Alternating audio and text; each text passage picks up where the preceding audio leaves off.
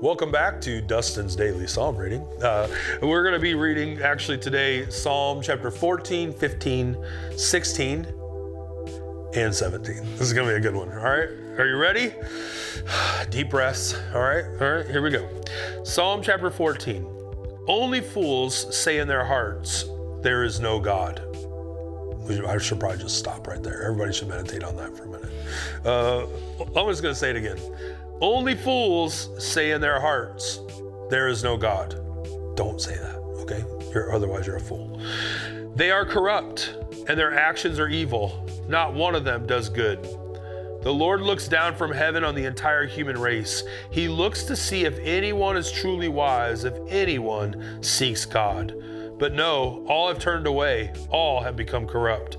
No one does good, not a single one. Will those who do evil never learn? They eat up my people like bread and wouldn't think of praying to the Lord. Terror will grip them, for God is with those who obey him. The wicked frustrate the plans of the oppressed, but the Lord will protect his people. Who will come from Mount Zion to rescue Israel? When the Lord restores his people, Jacob will shout with joy, and Israel will rejoice. Psalm chapter 15. Who may worship in your sanctuary, Lord? Who may enter your presence on your holy hill? Those who lead blameless lives and do what is right, speaking the truth from sincere hearts. Those who refuse to gossip or harm their neighbors or speak evil of their friends.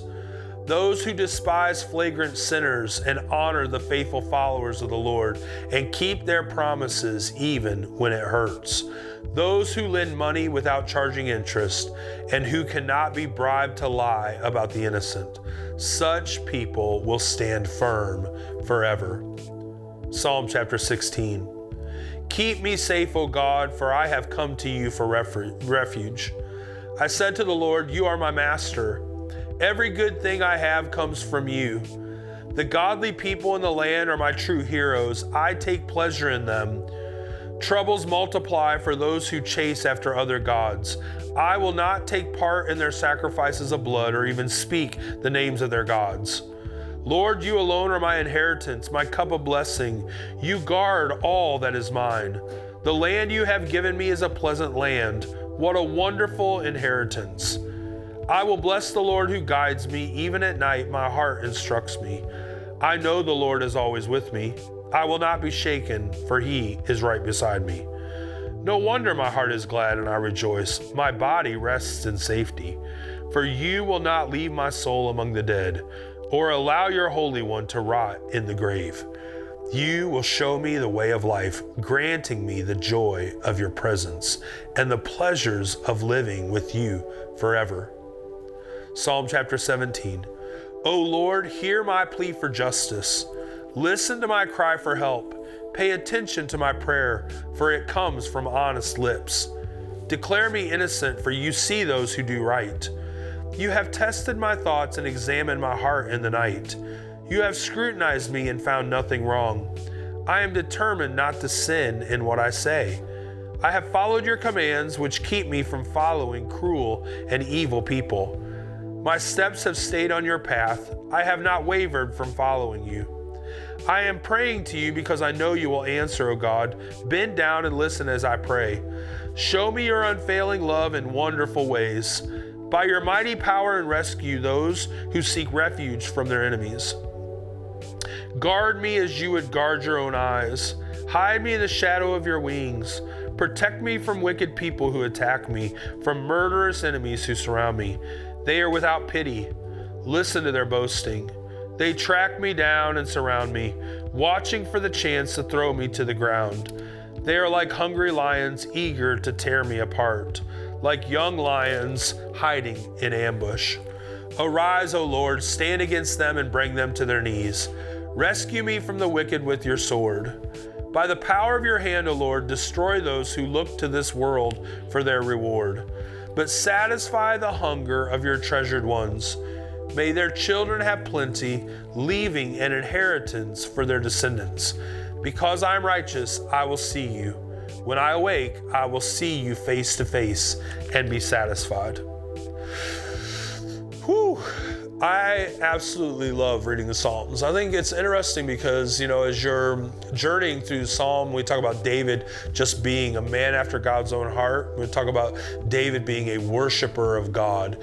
It's so interesting to watch him process life. He's basically journaling life. And a lot of times we're taking this journaling and we're kind of trying to turn it into a theology a lot of times, but it's not. It's actually sometimes the musings of a man who is actually pursuing God, and his situations that are surrounding him are starting to affect him. So he starts to put that down on paper, and he starts to challenge really who he believes God is, to be active in the middle of his situations.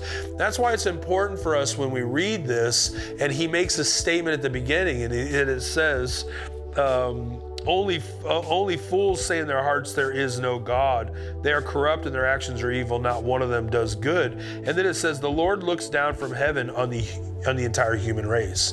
And it's interesting because I was at an event not too long ago, and I understand that some people don't even believe in God. They would say that they were atheists and that kind of stuff. But I told them, I was like, this is super important for me to bring up something today and tell you what I feel like God is saying. Because some of you say you don't believe in God, but someday I'm going to have to stand before that God you don't believe in and give an account for how I handled this situation. And it's interesting because David kind of does that here. He's like, you may say in your heart that there is no God, but God actually watches from his position and sees the folly of man. And we need to understand that we are going to be actually held accountable for some of the things that we say. And in these seasons, when it feels like God is absent, David is reminding himself, even though I've said, like, where are you? And you're absent, I don't make statements that there is no God, right? Remember, all of these are prayers. So he's not saying God's not real, God's not there, and you need to be careful in your own language. And we've had kind of this deconstruction type of thing. And what they did is in deconstruction, they removed God.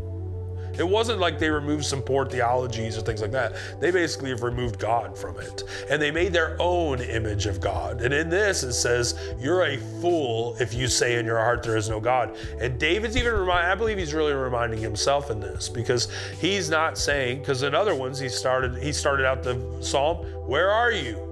But there's a difference in asking God, like, I don't sense you. I don't see you at work. Help me see it, because I know how you act. I know how you work, and I don't see it. So what's going on? Is it me? Because David in this psalm, he's like, you've examined my heart. You're looking in and you're like, I haven't found anything wrong in there. So he's saying basically like, I want to make sure that I remind myself, this isn't about there not being a God. Right? And so be very, very careful in your own language, because a fool says in his heart, there is no God. And throughout the Psalms, do we want to be honest with God? Absolutely. But remember, we're praying to God. We're speaking these things to God. We might even be like kind of complaining about our situation to God, which indicates there is a God. So we want to be careful in this language, right? And how we're even processing this. And I know some of this, there might have been some stuff, again, he starts talking about a shield and things like that it might have stood out to you, but I want to encourage you to take a pen, to get a highlighter, mark those things, and then go back and meditate on those things. If you liked today's video, check out the Here Be Lions app for more resources.